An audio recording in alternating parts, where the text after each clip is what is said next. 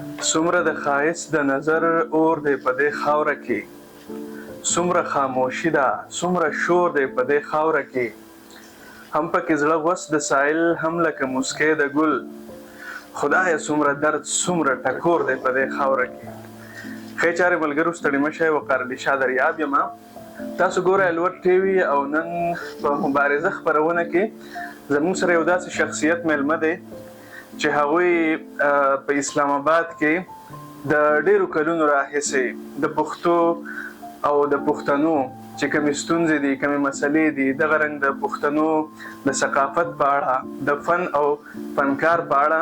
د هغوی ډېر زیات خدمات دي. نن به هم د هغوی سره د هغوی په دغه سفر باندې خبرې کوو. ما سره پروګرام کې میلمه دی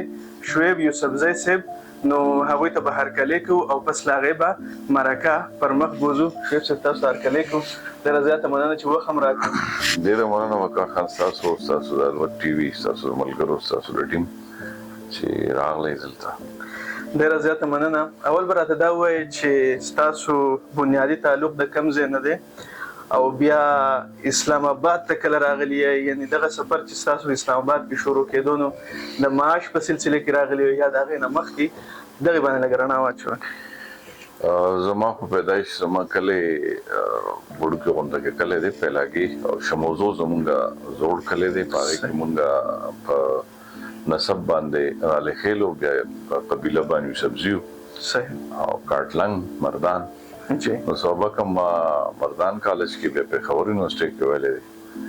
او هغه وخت هم بس د طالب علمۍ د وختونو د طالب علمانو سیاست کوو. زموږ هغه طالب علمانو سازمانو د ترقي پسند خلکو سرپرستۍ کې ډي ایس ایف ډیموکریټک سټوډنټ فیډریشن او ټول صوبه کې وو، موږ صوبه بلکې ټول پاکستان کې وو. صحیح. او خو سپیشلی د ضیاءالحق د امریت خلاف ډېر لوی تحریک دغه تنظیم چلولی او ډېر لوی خلک را پیدا کړي دي. نو زما هم دا یو خوشبختي وه چې په هغې کې زما هم دغه شان د پوهانو عالمانو خلکو سره ناستې وشوې او څه وفات شو، څه پکې لا ژوندي دي زموږ سینیرز. نو بیا زه د هغې پکې یونیورسټۍ وختو کې د یونیورسټۍ صدر، بیا صوبایي چیرمین او بیا هغې نه پس زه په 1990 کې یونیورسټۍ نه چې فارغ شوم نو بیا رالم اسلام آباد د جاب سلسله کې. نو پی ای کې م نوکري شروع کړه. نو بیا دلته کې چې رالو نو مونږ اسلام آباد کې داسې هم خیال ملګري رايوځای شو. هغې کې مونږ اکبر سیال او طاهر خټک او طاهر خان او نوشیر خان او حفیظ خټک او غلام حیدر خان، شیر افسر خان، شاز معلم و دلته هغه ورځو کې. ان تقریبا داسې یو شلو پورې خپل داسې خلک وو، تقریبا دا ټول چې موږ یو خیال خلک هم خیال ملګري او دلته سایل صاحب دوی به هم راتلل، داسې نور مشران به هم راتلل. نو په دلته یو ډېره لویه خلا وه زمونږ، خاص کر په د زمونږ د پښتون کلتور په حواله چې دا کوم دی د فلمونو کې زمونږ کېدل یا څه کېږي. اوس خو لا نور هم طبیعي شوه چې دا د ټیک ټاک سره راغستې، خو هغه وخت کې دا ډېر یو عجیبه ماحول. نو مونږ یې کې دا یو کوشش وکړو چې یاره مونږ د خپل ادب او د خپل کلتور او د خپل پښتون تاریخ په یو داسې طریقه باندې خدمت وکړو چې هغه نان کمرشل هم وي او هغه په یو صحیح طریقه باندې او د مونږ د خپل کلتور یو صحیح اړخ د خلکو ته. نو موږ دلته اسلام آباد کې د پښتون کلچر اسوسییشن په نوم دلته یو تنظیم جوړ کړو. بیا موږ دلته رجسټرډ هم د دې بنیاد هم کله کېښودو؟ 1992 کې. او بیا موږ د دې یو ټایټل کېښودو چې موږ هر کال پروګرام کوو د رنګونو ماښام. جی جی. رنګونو ماښام کې به موږ لومړی نه دا فیصله وکړه چې مونږ کېناستو ټوله صوبه کې به وګرځېدو تر کوټې پورې چې چا پښتون دانشور پښتون که د کیل په میدان کې او که په بل صحافت میدان کې نو مونږ به لیست جوړ کړو. هغوی ته بیا مونږ خپل د تنظیم د طرف نه ایوارډ ورکړو او فیصله هم دا کړې وه چې دلته به په وړو حالونو کې پروګرام نه کوو، ځکه چې دا دلته د پښتنو متعلق خو بس دا یو څیز اوس هم دی. اوس خو لږ غونډه کم شو، خو هغه وخت کې دا دی چې یا خو چوکیداري کوي یا پالشو والا دی یا نسوار والا. نو موږ پروګرام کې خود په میریټ کې په هالیډې نو دا اوس چې اسلام آباد ټلوي په دې کې او کارخانه دا به داسې پروګرام وو اوس هم وي خجه چې لکه موږ د دې کارډ ونه خرڅو موږ به دونه د موبلایزیشن وکړو چې د له بل بینر موږ په ځای ولګول عام پښتانه برابر ډېر نو میریټ کې به داسې واقعیات او داسې پکې وشو او موږ به دا قصدن کول موږ وایو چې زموږ د پښتنو نوم دا یو دا خوف چې کوم د محلاتو ته نشوتل او موږ ډېر په یو خط طریقه باندې د خپل جبا دغه زینو ته دلته سپیشلی په اسلام آباد کې په بیوروکراسي کې او زموږ دا کوشش چې موږ هر ځله اوسم تراولو دا موږ د داسې د پارټو د سیاست نه بالا تر ساتره باقي موږ ټول سیاسي وګړو او په دې موږ د سیاسي پارټي چاپ لا اوسه پور نه لګول موږ آزاد او خود مختار باډي ساتل نو دې ته موږ هر څوک مشران راوختي او کتاب شرفو خان دوه درې ځله راغلي چې کله چیف منسټر نوم راغلی دی ماته وباسي سب چې چیف منسټر هم راغلی نور چې دلته کې دا افضل خان لالا دی الله وبخي لطیف لالا اجمل بابا نسیم بی بی دا چې تر پزورمان سب د پارټي پوري او دا چې څونه دلته کې دا مترقي خلک دي دا موږ وخت په راغوفتي دي او موږ هغه پروګرام دا شو چې اول ته پورا مخکې ونشستو شيخ ادبي او سیاسي جی او زموږ چې د پښتنو کې مسلې په خبرو شو پسې بیا نغی رنگونو ما تاسو کټ کوم لاله وبخیر دونه وی کې تاسو د بنیاد کې خو د په هغه وخت کې سوشل میډیا نو رابطه به ډېری کم وي دا خلک راغونډول دا څنګه کول دا ډېر ځان کار بالکل دا به موږ ډېر زیات کړهو بم کو دی له موږ یو خو پوره تقریبا یو میاشت یو نیو وا مخکې موږ کار شروع کو کارډ بم چاپ کو بیا خلکو له کورونو د کارډ رسو او دفترو ته په خبر ته چارسدې ته مردان ته بالکل ور پسې یو کس پسې ګرځو او فوکس خو زموږ مین اسلام آباد او بیا موږ دې سره دا کړو چې زموږ سره صوبه کې کوم ملګری داسې په دې تحریکونو کې پاتې یا ادبي ملګری داسې شخصیات او داسې مشران لکه زه به تاسو ته وایم چې ساحل سے به تقریبا زموږ هر پروګرام لراغلی چې ته پروګرام نیم کې داغه نه څه د بیماره یا په سوجه پاتې شوی نو راغه زموږ هر پروګرام لراغلی صحیح دغه شان ته لطیف لاله دی الله وبخي اجمل بابا شیر محمد لاله د سوات دا شو چې دا زموږ داسې مشران چې دی موږ لډیر سپورټ هم راکړي اخلاقی سپورټ هم راکړي په هم راکړي نو موږ ته ودغه یو فیډبیک د مشرانو نه راتل چې دا شو کې او موږ ټیک ټاک په سوچ باندې یو عملی کارم کړی دی او زه دا په داوا سره وایم چې زما په خیال په ادبي تنظیمونو کې یا په داسې کلتوري تنظیمونو کې دومره لوی ټایم د پاره دومره لوی پیمانه باندې چا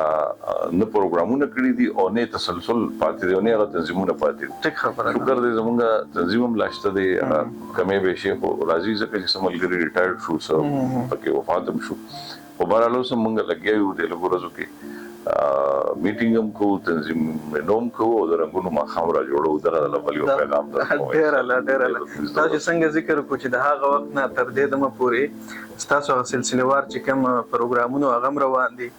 تنظیم مات نشو مونږ په نږدې کې ډېر تنظیمونه داسې ولیدل چې را جوړ شو بیا مات شو دغه ته په کم نظر ګوري او د دې وجوهات تاسو څنګه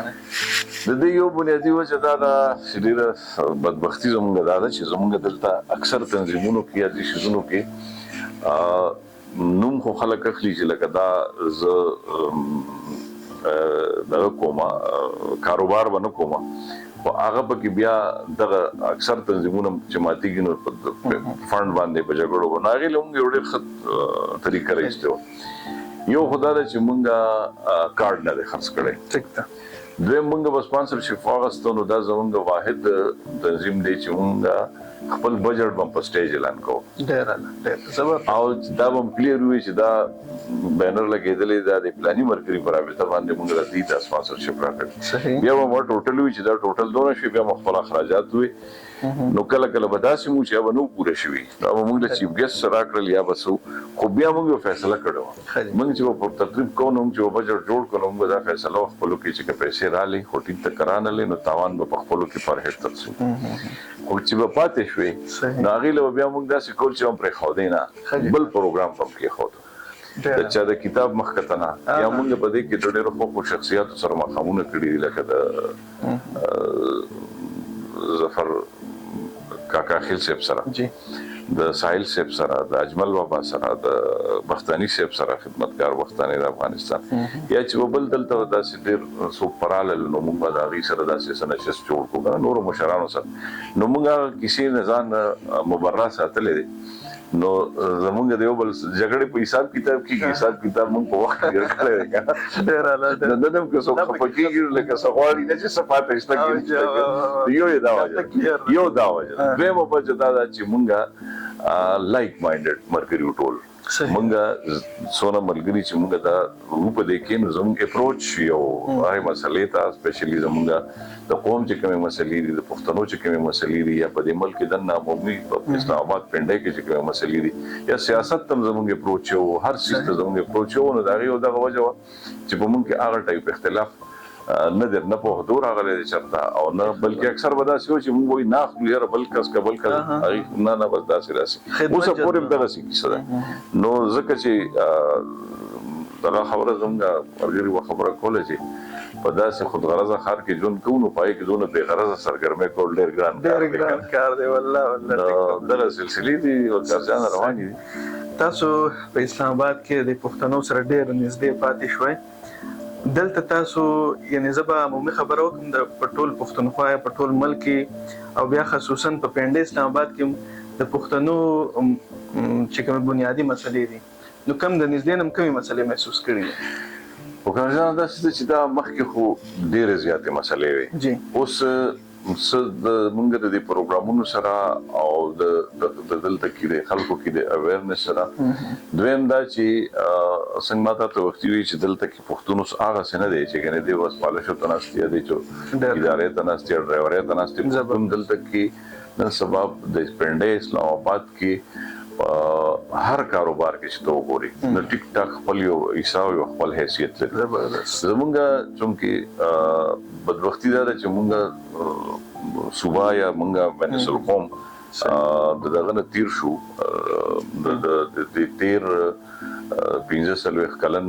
جنگ نه چې مونږ را تیر شو نو هغې لر او بر افغان دومره وځپو چې هلته کې د معاش ذریعې ختمې شوې او یو جنگي ماحول کې نوې چې څونه زمونږ ځوانان یا دغه رال نو پوره یو نسل زمونږ په داسې یو جنګي ماحول کې را پیدا شو نو د هغې په وجه باندې زمونږ دلته تعداد چې سیوا شوی دی په پنډۍ اسلام آباد کې نو هغې کې یو غټه وجه دا هم ده دویم دا چې دومره لویه پیمانه باندې زمونږ د دې ټول ټرایبل بیلټ نه تر د وزیرستان نه واله تر باجوړ پورې سوات منیر پورې سپیشلی د اپریشنو کې چې دا کوم آی ډي پیس شو نو لا محاله چې ته یو سړی د خپل کور وطن نه راوځي نو بیا دا موږ ته لږ نږدې ښارونه پرېوځي او ګنجایش هم شته دی نو مسلې خو شته دی مسلې دلته کې بعضې ځایونو کې د پولیس رویې دي یا داسې نورې خو د هغې شته دی دلته د پښتنو تنظیمونه هم شته دی موږ ته هم چې څوک اپروچ وکړي نو موږ ورسره وخت په وخت مدد کوو هسې هغه دغه ته به لږ هغه تنګ غزرې ته نه ځو نو دا همره ډېرې شته هم نه هغه زما په خیال دا ده چې لکه د دې ملک هغه نظام چې څنګه دی لکه ټول سیستم څنګه دی نو د ټولو دپاره دی ټیک د بعضې وخت پکې لږ هغه راشي فرق نو زما په خیال هغه مسلې کافي ده پورې ختم شوي دي چې که زه دا ووایم چې نه بلکل کې پښتون هغه ټارچر کېږي یا د نو هغه دلته ټول ټارچر کېږي هغه د ټولو دپاره چونکې دا نظام داسې دی چې په دې کې به دغه خبرې خامخا صحیح په اخر کې به سره یو خپل پیغام د ځوانانو دپاره هم شریکوئ زما په ذهن کې دا سوال دی چې په جدید دور کې زموږ د پښتانه ځوانان د خپل کلتور ثقافت نه لرې کېږي دا به څنګه واپس راګرځو څه علاج دی کارجانه دا یقینا چې یو ډېره لویه المیه ده او المیه داسې ده چې څنګه ما تا ته ذکر وکړو چې د نورو قومونو نه او د نورو قومونو د ځوانانو نه زمونږ حالات لږ بدل په دې وجه دی چې زمونږ زه به د خپل عمر خبره وکړم زما عمر 15 کاله ته نږدې نو 15 کاله خو دا جنګ ما په خپله د نږدې نه لکه ما ته په دې اکثر څوک خبرو کې نو زه ته ما تېره په افغان ایشو باندې کتاب کتو ضرورت په دې نشي دار زما د وړاندې دغه شانتې زما د عمر یا ما پسې پوره یو نسل په دې کې رالوی شو چې نن تخپل کلی سواد ته وګوره جیر ته وګوره زه خپل مردان ته هلته کې نن هم یو داسې ماحول دی چې رسه ټایمه ماته وي چې وایي ته خپل کلي وطن نه وځه نو الته لا محاله بیا زموږ د بدقسمتۍ نه هغه تعلیمي ادارې ماغسې نشته او بیا د ټولو نه لویه المیه دا ده چې چونکې سپیشلی د پښتنو سره دا یو ظلم دا شوی دی چې د خپل تاریخ پټ کړی دی ټیک خبره خپل د جغرافیې نه دی خبر د خپل تاریخ نه دی خبر بلکې هغه د داسې یو شوکړی چې داسته دښمنه ده نو دغه حل صرف دا دی چې موږ خپل دا کوشش وکړو چې موږ دغه شان په ټولنه کې د علم د پوهې او داسې د پوهې خواندان چې کوم مشران دي چې هغه سره ناستو کو د هغه په ذریعہ باندې او بیا اوس د سوشل میډیا په ذریعہ باندې موږ داس یو مهم او چلو چې زمونږ دا کم روان ځوانان دي نسل چې دا علم طرف تراشي دي خپل د پوهې طرف تراشي دغه چې دنیا بدله ده دنیا اوس علم د جدید ساينس دور کې ته په هغه زوړ نظام باندې نه په هغه زوړ تعلیمي نظام باندې دا پوره کولی شي او نه چې کوم دینو ته په مخ کې تللی شي نو دغه لپاره دا لازمه خبره ده چې زمونږ ځوانان او ډیر شته مسلې شته خدای چې د هغه سره سره وسایل مشته دي لکه د سوشل میډیا یو داسې راغلی دی چې دا کته په صحیح طریقه باندې استعمال کینو د دې ډېر لوی استفاده کیدي شنو زما خدای یو پیغام دی چې په ځای د دې چې مونږه موبایل راوالو مونږه په صرف ټیک ټاک ګورو یا دغه ګورو چې مونږ په داسې سایت ته لړ شو داسې علم طرف ته لړ شو داسې چینلز دی پکې داسې ویب سایټس دی پکې چې لاغې نه مونږه استفاده کولی شو علم ته حاصلولی شو بالکل ډیره زیاته مننه د وخت راکولو او زه به ستاسو نام په دې شعر راشد خټک صاحب په شعر خپل لیدونکو نه اجازه غواړو چې سويخ دي سو د دې او چا بنګ وهلې دي د ډیرو پښتنو فکرونه زنګ وهلې دي او راشده دا هم ډیره د چینوم د مين اخلي دا کوم خلک چې نیمه پیړۍ جنگ وهلې دي ډیره مننه ډیره مننه